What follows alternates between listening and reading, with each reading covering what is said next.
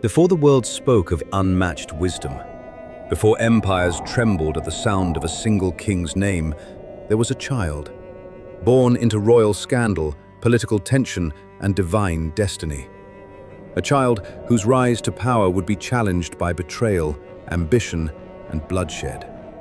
A child who would grow to command armies, tame nations, build the most magnificent temple ever constructed, yet still fall to the quiet temptations that destroy even the greatest of men.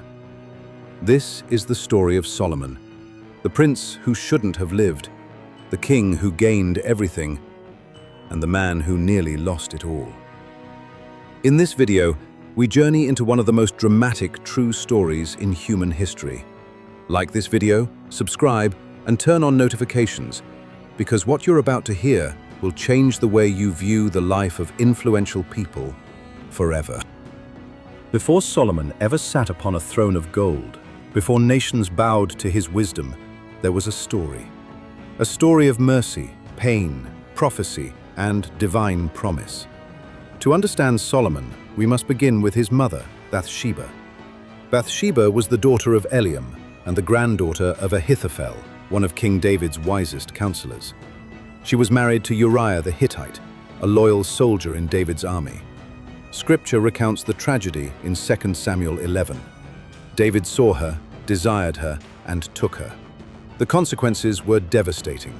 Their first child died as judgment. Yet in the ashes of sorrow, God brought mercy. David comforted Bathsheba, and she bore a son, and the Lord loved him. The Bible tells us in 2 Samuel chapter 12, verse 25, that God sent prophet Nathan to give the boy a prophetic name, Jedediah, beloved of the Lord. From birth, Solomon was marked for destiny. Years passed. Solomon grew. David grew old, weak, bedridden, and the kingdom trembled. For another of David's sons, Adonijah, handsome and ambitious, saw an opportunity. "I will be king," he declared. He gathered chariots, horsemen, and 50 men to run before him. He invited powerful allies, Joab the general, Abiathar the priest, to a great feast to announce himself king. But one person was not invited: Solomon. Prophet Nathan understood the danger. If Adonijah ascended, Bathsheba and Solomon would be killed to secure the throne. Nathan rushed to Bathsheba. "Have you not heard?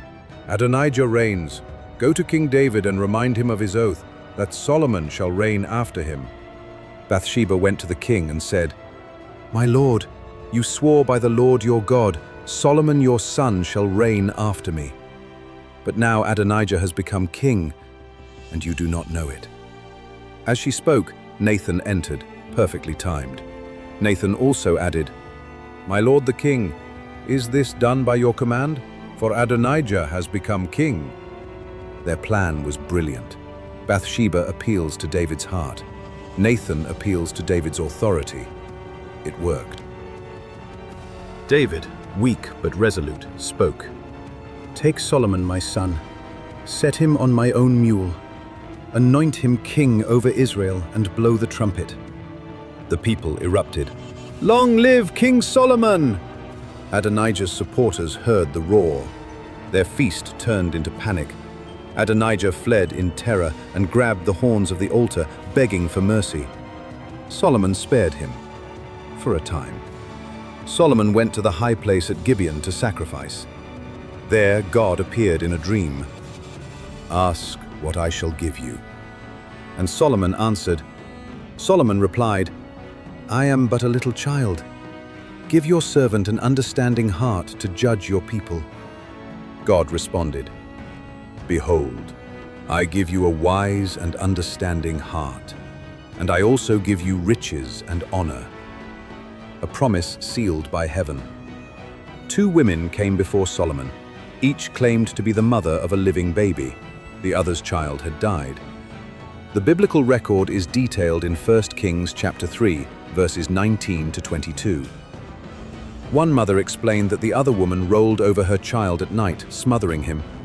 She then switched the dead baby with the living one. No witness, no evidence. just Solomon's wisdom. Solomon called for a sword. Solomon ordered, "Divide the living child in two." One woman cried out, "Please, my lord, give her the child. Only do not kill him." The other said, "Let him be neither mine nor yours." Solomon then ordered, "Give the child to the woman who showed compassion. She is the mother." Israel trembled at his wisdom. Under Solomon, Israel reached unmatched splendor. The Bible records 40,000 stalls of horses, 12,000 horsemen, 1 Kings 4:26. Silver as common as stones, 1 Kings 10:27. Trade routes stretching to Africa, Arabia, and Asia. Alliances with kings across the ancient world. But his greatest legacy was the temple. Solomon built the temple using 70,000 laborers and 80,000 stonecutters. Materials came from Lebanon, shipped as rafts on the sea. Vivid biblical description. According to 1 Kings chapters 6 and 7, walls lined with cedar wood, entire interior overlaid with pure gold, floors covered in gold, 2 massive cherubim, each 15 feet tall, wings touching from wall to wall, doors carved with palm trees and open flowers, a bronze basin called the Sea, resting on 12 bronze bulls, golden lampstands, golden altars, chains of gold across the inner sanctuary, and after 7 years, the glory of the Lord filled the house so intensely that the priests could not stand. Israel had a permanent home for the presence of God. The Queen of Sheba traveled from distant lands with camels carrying spices, gold, and precious stones. She tested Solomon with riddles.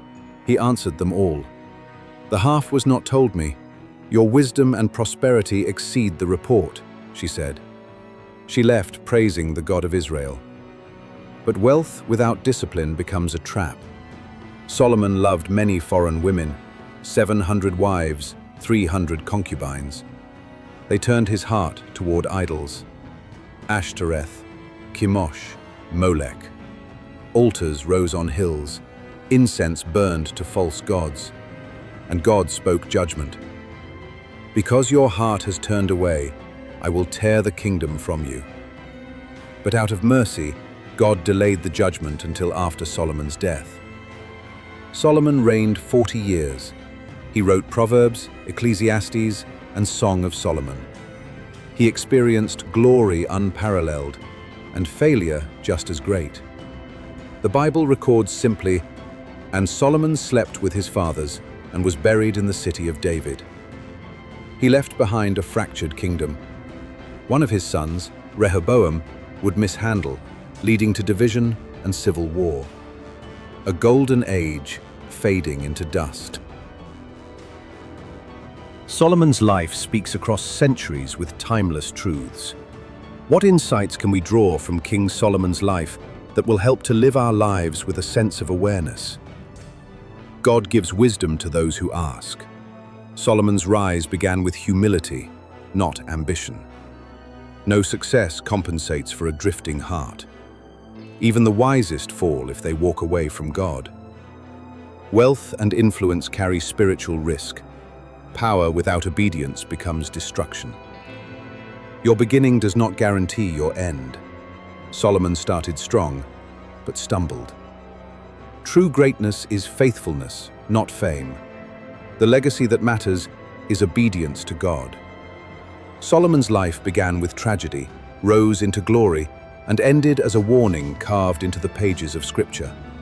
He had wisdom that shook the world, wealth no king has ever matched, peace, power, prosperity.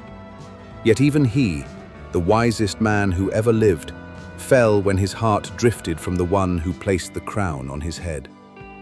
His story whispers to us through the centuries. Wisdom without obedience is fragile. Success without humility is dangerous, and a heart divided will always crumble.